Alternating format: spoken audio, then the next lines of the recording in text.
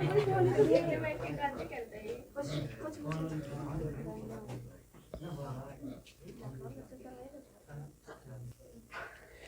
हम लोग प्रकाश के परावर्तन में चिन्ह परपट्टी के बारे में समझेंगे। चिन्ह परपट्टी है क्या? एक्चुअली में चिन्ह परपट्टी के बारे में हम लोग मैथमेटिक्स में पढ़े हुए हैं नियामक ज्यामिति। जो नियामक ज्यामिति में कंडीशन होता है सेम वही कंडीशन यहाँ भी होता है। चिन्ह परपट्टी का भी वही कंडीशन है। वहाँ फ़र्क ये है कि वहाँ पर हम लोग मैथ के लिए पढ़ते थे, यहाँ फिजिक्स के लिए पढ़ रहे हैं, हम लोग भौतिकी पढ़ रहे हैं तो उसके अंतर्गत चिन्ह परपट्टी पढ़ना है। तो यहाँ पर चिन्ह परपट्टी का मुख्य कार्य है कि वस्तुओं की दूरी, वस्तुओं की ऊंचाई, प्रतिबिंब की दूरी, प्रतिबिंब की ऊंचाई किस ओर बन रहा है, धनात्मक की ओर बन रहा है कि ऋणात्मक की ओर बन रहा है, खासकर इसके जानने के लिए इसका प्रयोग किया जाता है चिन्ह परपट्टी का। तो जैसे कि थोड़ा सा हम इससे जो पढ़े हुए हैं मैथ के जरिए से, तो मैथ वाला थोड़ा बता देते हैं, उसके बाद इसको समझाएंगे तो ज़्यादा बेहतर समझ में आएगा। तो नियामक ज्यामिति में पढ़े हुए हैं आप लोग कि एक होता है एक्स एक्सिस, एक होता है वाई एक्सिस, और एक्स एक्सिस वाई एक्सिस जिस बिंदु पर मिलते हैं उस बिंदु को मूल्य बिंदु कहा जाता है। इसको बोलते हैं हम लोग एक्स एक्सिस, इसको बोलते हैं वाई एक्सिस, और जिस बिंदु पर ये मिलते हैं उस बिंदु को मूल्य बिंदु यानी ओरिजिन पॉइंट बोलते हैं। क्लियर है? अब ये भी पढ़े हैं कि मूल्य बिंदु के बाईं ओर, मूल्य बिंदु के बाईं ओर की मापी गई सभी दूरियां ऋणात्मक होती है। -1, -2, -3 ऐसे नहीं लिखाता है। तो इधर यानी बाईं ओर हम जो भी दूरी मापेंगे मूल्य बिंदु से, वो मूल्य बिंदु से बाईं ओर की मापी गई सभी दूरियां ऋणात्मक होती है।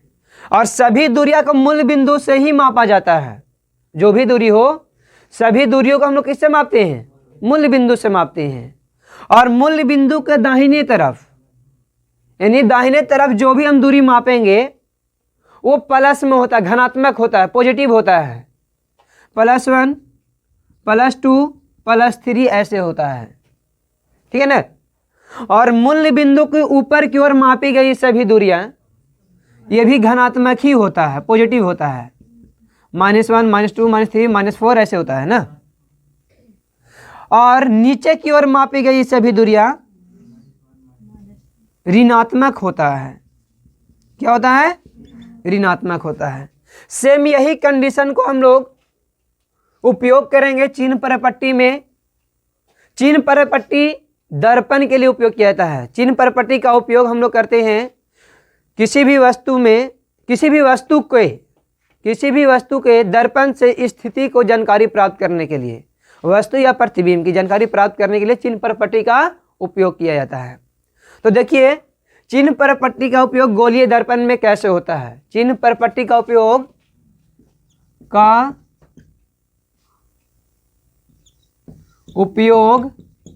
गोलीय दर्पण में, किसमें?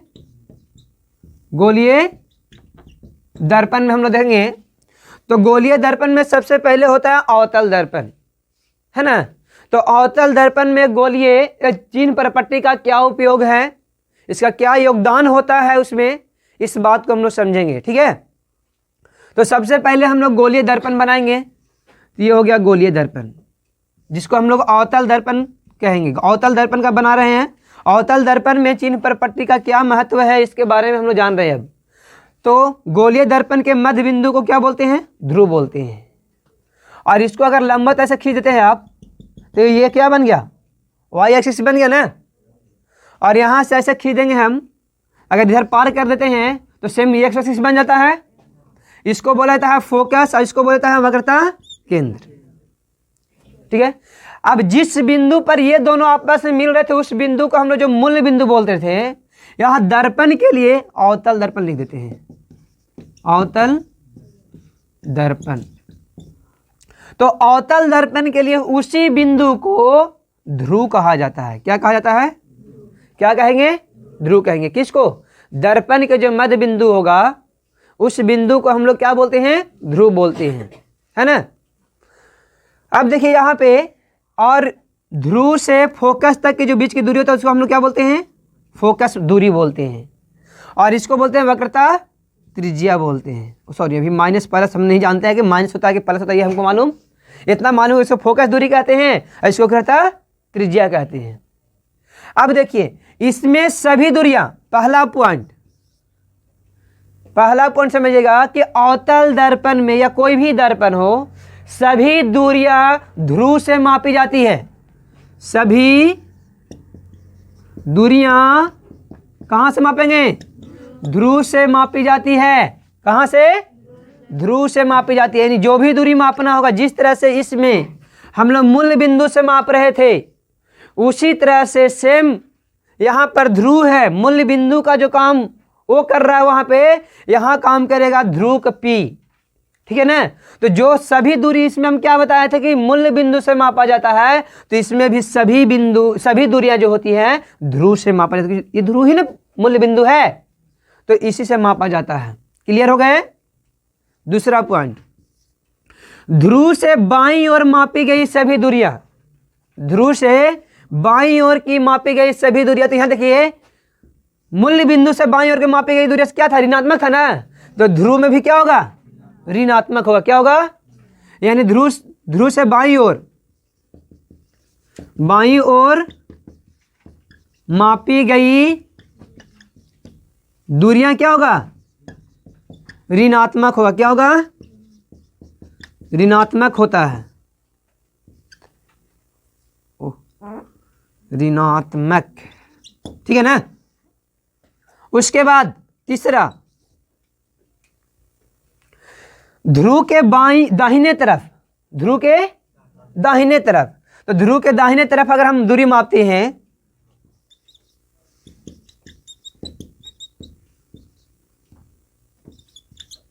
दाहिने तरफ मापी गई दूरियां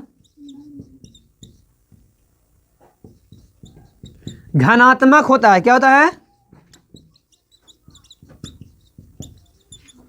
यानी इधर की ओर कोई अगर कोई चीज स्थित है दर्पण से, यानी इस दर्पण में पीछे, तो उसको बोलेंगे हम लोग क्या, घनात्मक बोलेंगे। क्या बोलेंगे, चलिए आगे। चौथा पॉइंट में है कि ध्रुव से ऊपर की ओर मापी गई सभी दूरियां, ध्रुव से ऊपर की ओर मापी गई सभी दूरियां घनात्मक होती है। तो ऊपर के भी मापेंगे तो क्या होगा, ऊपर की ओर क्या होता है, घनात्मक होता है। क्या होता है।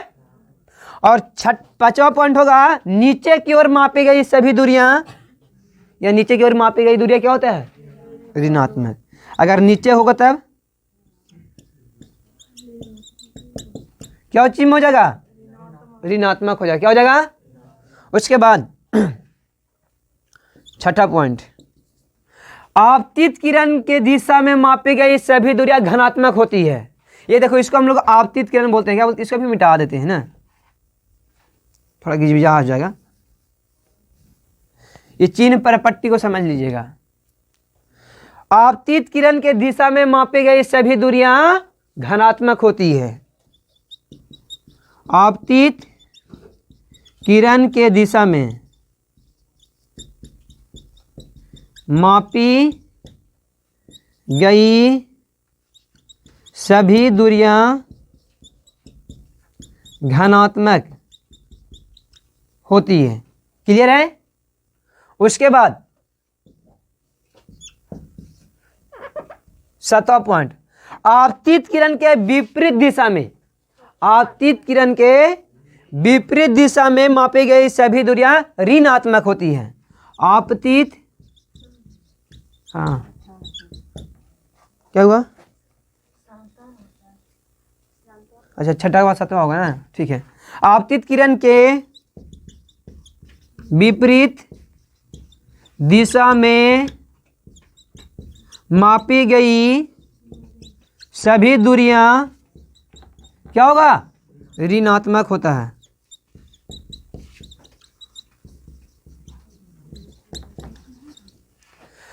तो इस प्रकार से चिन्ह परिपट्टी का मुख्य पॉइंट ये 7 है। सातों पॉइंट ये फिर से एक बार सुन लीजिए। सभी दूरियां ध्रुव से मापी जाएगी, सभी दूरियां गोलीय दर्पण के ध्रुव से मापी जाएगी। दूसरा पॉइंट है बाईं ओर, ध्रुव से बाईं ओर जो भी दूरी होगा वो होगा ऋणात्मक यानी माइनस में, और ध्रुव के दाहिने ओर जो दूरी मापते हैं वो होता है धनात्मक यानी प्लस में। ऊपर की ओर, ध्रुव से अगर ऊपर की ओर जाते हैं हम, यानी प्रधान अक्ष भी ले लीजिए, प्रधान अक्ष अगर ऊपर जाते हैं हम तो प्लस में, और नीचे जाते हैं तो माइनस में। आपतित किरण के विपरीत दिशा, आपतित किरण की दिशा में मापी गई सभी दूरियां धनात्मक होती है। आपतित किरण किसको बोलते हैं? आने वाली किरण को ना, तो आने वाली किरण की ओर जो हम लोग दूरी मापेंगे वो धनात्मक होगा, और आपतित किरण के विपरीत यानी किरण इधर आ रही है, हम माप रहे हैं हम इस साइड, है ना, तो ऐसे स्थिति में वो दूरी ऋणात्मक होगा। क्या होगा? तो इस प्रकार से हम लोग चिन्ह पर पट्टी का महत्व को समझ लिए। अब इस चिन्ह पर पट्टी का उपयोग अवतल दर्पण में कैसे करेंगे, है ना, तो हम लोग इसको मिटाते हैं और अवतल दर्पण की बात बताते हैं।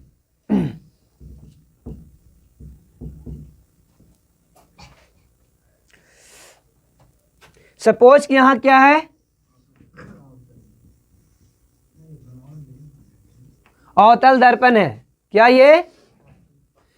यहां पर हो गया पी ध्रुव, पी क्या हो गया? एफ और ई सी। पहला पॉइंट पर गौर कीजिए, सभी दूरियां ध्रुव से मापी जाती है, यानी इस अवतल दर्पण में जो भी दूरी मापेंगे, चाहे वस्तु की दूरी हो या प्रतिबिंब की दूरी हो, जो भी दूरी हम मापना चाहते हैं, या फोकस दूरी हो, वक्रता त्रिज्या हो, कोई भी दूरी को हम लोग ध्रुव से मापेंगे। कहां से मापेंगे? तो यानी ध्रुव से जो भी दूरी मापना है किससे मापेंगे? ध्रुव से मापेंगे। दूसरा पॉइंट पर आइए, पहला पॉइंट क्लियर हो गया इसमें। दूसरा पॉइंट यानी सभी दूरी को पी से मापना है। कहां से मापना है? पी से। उसके बाद दूसरा पॉइंट, बाईं ओर मापी गई सभी दूरियां ऋणात्मक होती है। तब यहां देखिए कि ध्रुव के बाईं ओर कौन कौन है, ध्रुव के बाईं ओर कौन कौन है। तो इसमें देखिए पहला है फोकस दूरी। तो अवतल दर्पण में, किसमें? अवतल दर्पण में फोकस दूरी को हम लोग एफ से लिखते हैं और वक्रता त्रिज्या को आर से लिखते हैं ना। तो अवतल दर्पण में फोकस दूरी ऋणात्मक होता है। अवतल दर्पण में फोकस दूरी क्या होगा? क्योंकि ध्रुव के बाईं ओर में स्थित है फोकस दूरी, तो जब बाईं ओर स्थित है तो बाईं ओर की मापी गई सभी दूरियां क्या होती है? ऋणात्मक होती है ना। तो फोकस दूरी क्या हो जाएगी इसमें? ऋणात्मक। उसके बाद दूसरा पॉइंट, वक्रता त्रिज्या। तो वक्रता त्रिज्या भी किधर है? ध्रुव के बाईं ओर न है, तो वक्रता त्रिज्या भी क्या होता है? ऋणात्मक होता है। क्या होता है? तीसरा पॉइंट, हम लोग जो भी यहां वस्तु रखते हैं वो दर्पण के आगे रखते हैं। कहां रखते हैं? तो जब दर्पण के आगे इधर ही ना हुआ जी, तो ये भी बाईं ओर ना हो गया। तो यानी यहां पर वस्तु की दूरी, तो वस्तु की दूरी को हम लोग यू से डिनोट करते हैं। क्या? जिसे, और उसका प्रतिबिंब जो बनता है तो प्रतिबिंब को हम लोग डिनोट करते हैं भी से। पहले यू तब न भी, तो पहले वस्तु होगा तब न प्रतिबिंब बनेगा, कि पहले प्रतिबिंब बनेगा तब वस्तु होगा? तो नहीं, पहले वस्तु होगा तब फिर उसका क्या बनता है? प्रतिबिंब बनता है। तो उसी तरह से पहले यू तब भी, तो वस्तु की दूरी ये क्या है? वस्तु की दूरी है ये। तो वस्तु की दूरी यानी वस्तु को हम लोग कहाँ रखते हैं? वस्तु को हम लोग रखते हैं कहाँ? फोकस पर रखते हैं। कुछ जरूरी है, वस्तु को इधर ही रखेंगे, दर्पण के आगे रखते हैं। तो दर्पण के आगे बाईं ओर न हो गया, तो U का मान भी क्या होगा? अब यहां पर चौथा पॉइंट, प्रतिबिंब जो बनता है, प्रतिबिंब इधर भी बनता है उधर भी बनता है। तो प्लस में भी हो सकता है और माइनस में भी। तो प्लस में कब होगा? इस दर्पण में जब प्रतिबिंब आभासी बनेगा, काल्पनिक बनेगा, तब प्लस में होगा। क्या होगा? क्योंकि आभासी प्रतिबिंब दर्पण के पीछे बन जाता है। तो दर्पण के पीछे यानी दाहिने तरफ न हो गया, तो ध्रुव के दाहिने तरफ मापी गई दूरी धनात्मक न जी। तो उसी तरह से जब प्रतिबिंब काल्पनिक होगा या आभासी बोलते हैं ना उसको, ये तो दोनों में से कोई भी बोल दीजिए आप लोग, आभासी या काल्पनिक, तो वैसे स्थिति में आभासी प्रतिबिंब बनेगा तब भी का मान प्लस में। लेकिन जैसे ही वास्तविक प्रतिबिंब बनता है, क्या बनता है? वास्तविक प्रतिबिंब, तो वास्तविक प्रतिबिंब हमेशा होता है ऋणात्मक। क्या होता है इसमें? इसके लिए क्या होता है? ऋणात्मक होता है। क्लियर है कि नहीं? बहुत अच्छा। 5वां पॉइंट, पर वस्तु की ऊंचाई, ये है प्रतिबिंब की दूरी, प्रतिबिंब की दूरी प्लस में भी हो सकता है, और प्लस में कब होगा? जब प्रतिबिंब आभासी बन रहा है, यानी दर्पण से पीछे बन जाएगा, तो उसको बोल देना है कि उसका दूरी धनात्मक होगा। और दर्पण की अगर आगे ही बन रहा है ना, यानी दर्पण का आगे कब बनेगा? जब प्रतिबिंब वास्तविक होगा। तो जब वास्तविक प्रतिबिंब बनता है तो उसको बोलते हैं ऋणात्मक। क्या बोलेंगे? अब देखिए प्रतिबिंब की ऊंचाई h ना, प्रतिबिंब की ऊंचाई को हम लोग h लिखते हैं, और सॉरी वस्तु की ऊंचाई को h लिखते हैं और प्रतिबिंब की ऊंचाई को h डैश लिखते हैं। तो यहाँ पर वस्तु की ऊंचाई, वस्तु जब भी रहेंगे प्रधान अक्ष ऊपर की ओर न रखेंगे, तो ध्रुव से ऊपर यानी प्रधान अक्ष के ऊपर की ओर मापी गई दूरियां क्या होता है?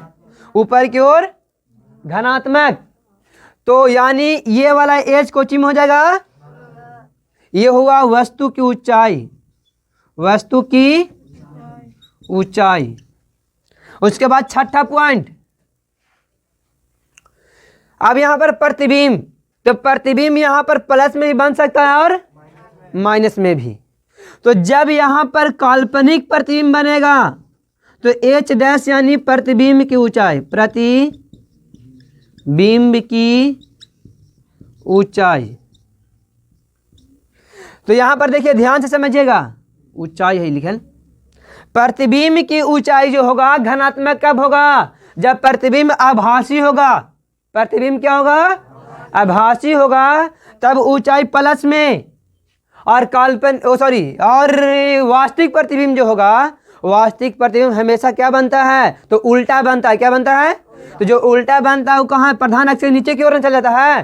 तो नीचे की ओर मापी गई सभी दूरियां क्या होता है? ऋणात्मक होता है ना। सॉरी वाला नहीं है, यहाँ है नीचे की ओर। देखिए नीचे की ओर क्या होता है? माइनस होता है। तो यानी यह माइनस कब होगा? जब प्रतिबिंब वास्तविक होगा। और प्लस कब होगा? जब प्रतिबिंब काल्पनिक या आभासी हो जाएगा। क्लियर है? इतना सारे बात को याद रखिएगा, इसके लिए ये काम देगा आगे चल करके। ठीक है? ये अवतल दर्पण में है, स्क्रीनशॉट ले लिए।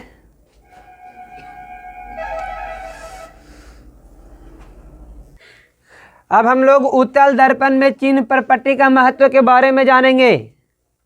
तो मान लीजिए ये क्या है?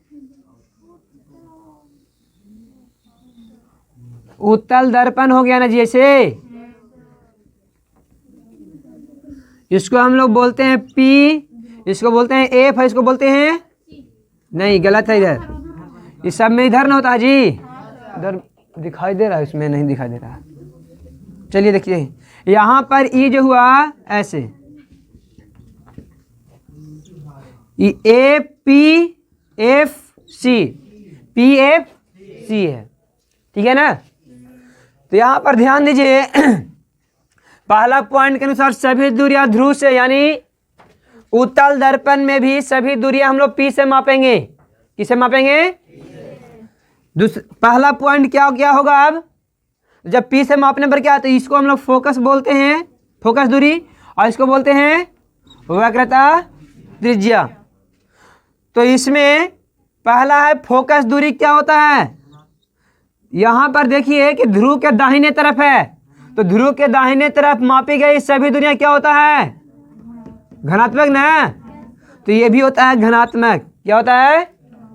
दूसरा पॉइंट, वक्रता त्रिज्या भी क्या है? तो वक्रता त्रिज्या भी दाहिने तरफ है, तो दाहिने तरफ मापी गई सभी दूरियां, तो ये भी धनात्मक हो गया। अब देखिए वस्तु यहां कहां रखते हैं? तो वस्तु को हम लोग दर्पण के आगे रखते, इस साइड रखते हैं ना, तो ये बाह्य तरफ ना हो गया, तो वस्तु की दूरी क्या होगा, ऋणात्मक। वस्तु की दूरी। चौथा पॉइंट, प्रतिबिंब में हमेशा दर्पण के पीछे बनता है ना, काल्पनिक प्रतिबिंब बनता है, तो दर्पण के जब पीछे बनेगा तो क्या हो जाएगा, धनात्मक ना। ये हुआ प्रतिबिंब की दूरी।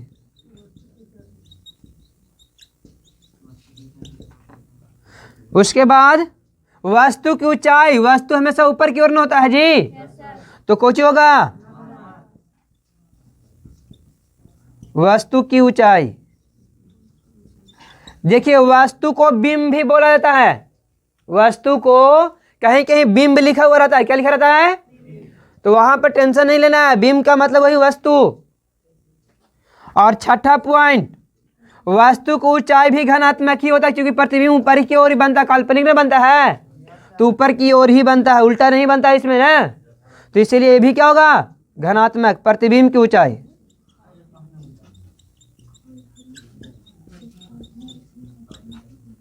क्लियर है ना। तो इस प्रकार से इसमें सभी चीजों को देख लीजिए ध्यान से। एफ प्लस में यानी फोकस दूरी प्लस में, वक्रता त्रिज्या भी प्लस में, वस्तु की दूरी माइनस में, प्रतिबिंब की दूरी प्लस में, वस्तु की ऊंचाई प्लस में और प्रतिबिंब की ऊंचाई भी प्लस में होता है। तो इसके हिसाब से भी आप अंतर लिख सकते हैं, जो अंतर हम पिछले वीडियो में बताए थे, उत्तल दर्पण अवतल दर्पण में अंतर, तो कुछ अंतर यहाँ से भी मिल जाएगा, क्योंकि अवतल दर्पण की फोकस दूरी और वक्रता त्रिज्या ऋणात्मक होती है, लेकिन उत्तल दर्पण के घनात्मक होती है। नहीं बोल देंगे, यहां बोल सकते हैं कि प्रतिबिंब की दूरी उसमें, सॉरी ये वाला नहीं है, ये तो हमेशा टिक दिए थे ना, ऋणात्मक नहीं होगा, तो प्रतिबिंब की दूरी इसमें घनात्मक होता है, उसमें घनात्मक ऋणात्मक दोनों होता है। इसमें वो प्रतिबिंब की ऊंचाई प्लस में खाली होता है, उसमें प्लस माइनस दोनों में होता है, घनात्मक और ऋणात्मक दोनों होता है। तो इस प्रकार भी हम अंतर दिखा सकते हैं। तो और उत्तल दर्पण में चिन्ह पर पट्टी का क्या महत्व हुआ, उत्तल दर्पण में हम लोग चिन्ह पर पट्टी के जरिए ने पता किए हैं कि फोकस दूरी घनात्मक होता है, वक्रता त्रिज्या घनात्मक होता है, वस्तु की दूरी ऋणात्मक होता है, प्रतिबिंब की दूरी घनात्मक होता है, वस्तु की ऊंचाई घनात्मक होता है, प्रतिबिंब की ऊंचाई घनात्मक होता है। तो ये सब बात को अच्छे से समझ में आ गया। अब हम लोग आगे बढ़ते हैं। देखिए अब दर्पण सूत्र क्या होता है, दर्पण सूत्र अगला वीडियो में दर्पण सूत्र सिद्ध भी करेंगे। 1/v + 1/u = 1/f। इसको याद कर लेना है। ये जो था आंकिक प्रश्न जब हम लोग सॉल्व करेंगे तो उसमें अधिकतर क्वेश्चन इसी से रिलेटेड है ना, तो इसको उतार लीजिए। दर्पण सूत्र होता है 1/v + 1/u = 1/f। इस बात को हम लोग सिद्ध करेंगे अगला वीडियो में, ठीक है ना, दर्पण सूत्र को। अब उसके बाद हम लोग पढ़ते हैं आवर्धन।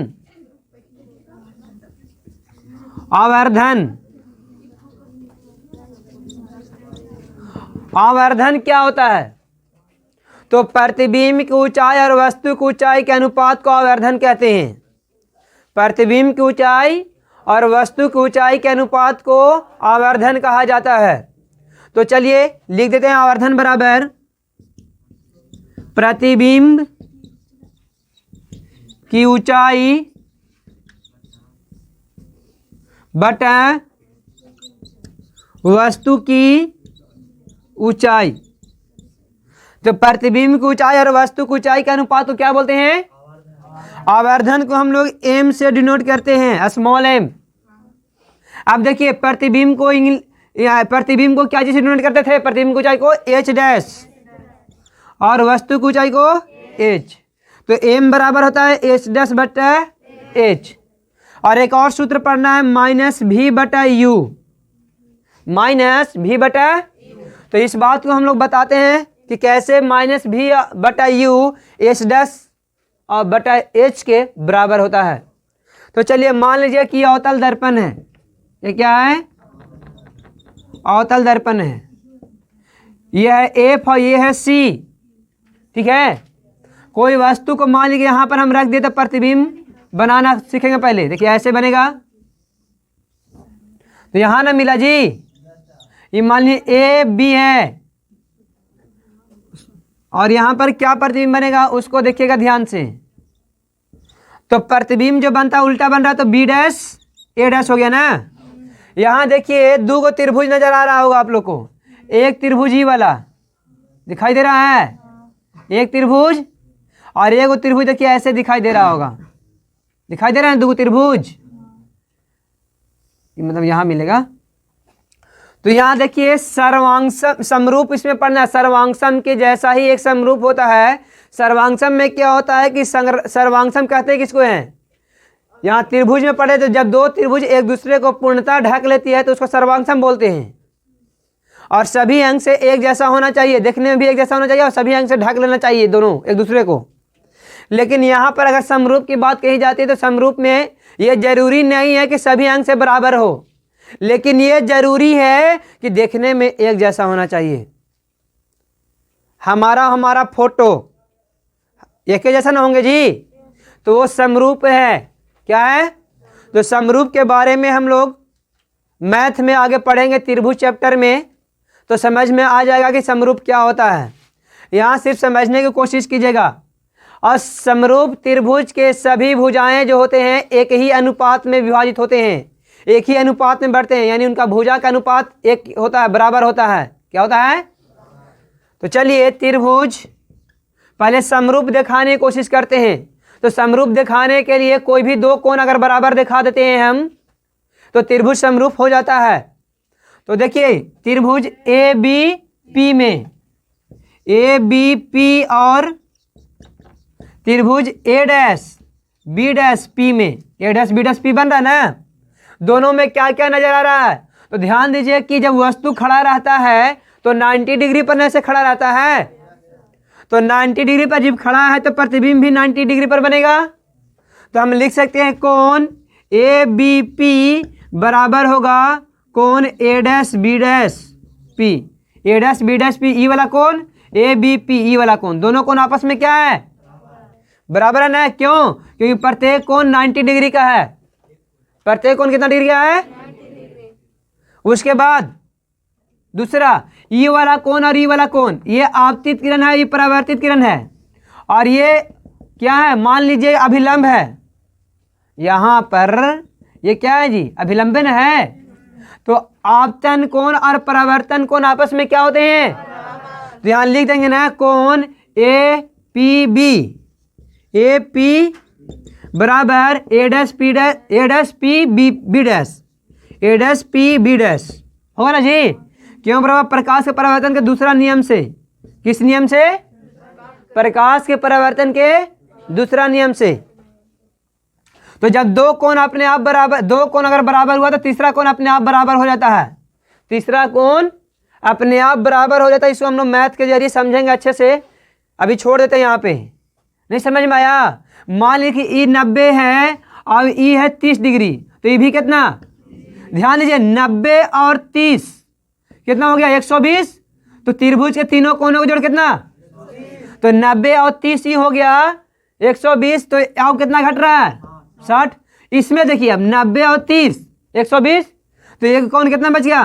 देखिए तीसरा कोण अपने आप बराबर हुआ कि नहीं हुआ? तो जब दो त्रिभुज के दो कोण आपस में बराबर हो तो तीसरा कोण अपने आप बराबर होता है। तो चलिए इसको छोड़िए, यहाँ लिखेंगे कसौटी अभिगृहित बोलते हैं, कसौटी या अभिगृहित, अभिगृहित एंगल, एंगल से दोनों त्रिभुज क्या हो जाएगा? समरूप हो जाएगा। क्या हो जाएगा? त्रिभुज ए बी पी। अच्छा ध्यान दीजिए एक जैसा कौन काम कर रहा है? ए डैश ना। समरूप का चिन्ह देखिए ई वाला होता है ना। त्रिभुज ए डैश ए के जैसा काम कर रहा है और बी का जैसा काम कौन कर रहा है? B dash. और पी के जैसा कौन काम कर रहा था? पी तो पी है ना। तो अभी में क्या क्या देखिए, यहाँ ध्यान से समझिए, इनका अनुपात एक ही होता है। अनुपात क्या होता है? एक ही होता है। तो चलिए ध्यान दीजिए ई वाला में, ये ए बी क्या है? ए बी वस्तु की ऊंचाई ना जी, तो एच, और ये है ए डैश बी डैश क्या है, प्रतिबिंब को जाए तो। अब ध्यान दीजिए आगे, रेड वाला पेन, ये वस्तु की दूरी न है, तो वस्तु की दूरी की क्या बोलते हैं हम लोग, u। तो u कोची में होता है, और ये क्या है पूरा, ये है प्रतिबिंब की दूरी ना, तो प्रतिबिंब की दूरी को भी बोलते हैं। भी को अच्छी से लिखते हैं, ये भी माइनस में होता है भी भी। चलिए आ जाइए अब, तो यहाँ हम लोग लेते हैं ए बी शुरू वाला, तो एक अनुपात में कौन आएगा, ए डैश बी डैश, एक ही अनुपात में होगा। अच्छा उसके बाद हम लेते हैं बी पी, ये दोनों देखो लास्ट वाला ले रहे हैं ना बी पी, तो यहाँ भी लास्ट वाला लेंगे बी डैश पी। अब ध्यान दीजिए, ए बी को क्या बोले हैं, एच, और ए डैश बी डैश को क्या बोले हैं, एच डैश, इन्हें बोले जी, बराबर बीपी क्या है, तो वस्तु की दूरी। सॉरी यहाँ पर देखिए ध्यान से, ये नीचे की ओर बन रहा है जी, तो ये क्या हो जाएगा, माइनस में होगा। और यहाँ पर प्रतिबिंब की दूरी माइनस भी, माइनस से माइनस। अभी सबको पलट देंगे, क्या कर रहे हैं हम लोग, तो पलटेंगे तो ये ऊपर वाला कहाँ चल गया, नीचे वाला ऊपर, ऊपर वाला यहाँ आ ना गया। अभी जो माइनस में है ये माइनस इसके ऊपर भी चला सकता है ना, तो एच डैश बटा एच बराबर क्या होगा, भी बटा, देखिए यही चीज हम बोल रहे थे अभी, और ये माइनस यहाँ वाला कहाँ चला आया, तो देखिए दोनों बराबर आना गया। तो ये भी आवर्धन का सूत्र होता है, और ये भी आवर्धन का, दोनों आवर्धन का सूत्र है, दोनों क्या है, आवर्धन का। चलिए इसको उतार लीजिए, तो हम इसीलिए लिख सकते हैं m बराबर माइनस भी बटा, और एक एम बराबर एच डैश बटा एच। चलिए क्लियर है।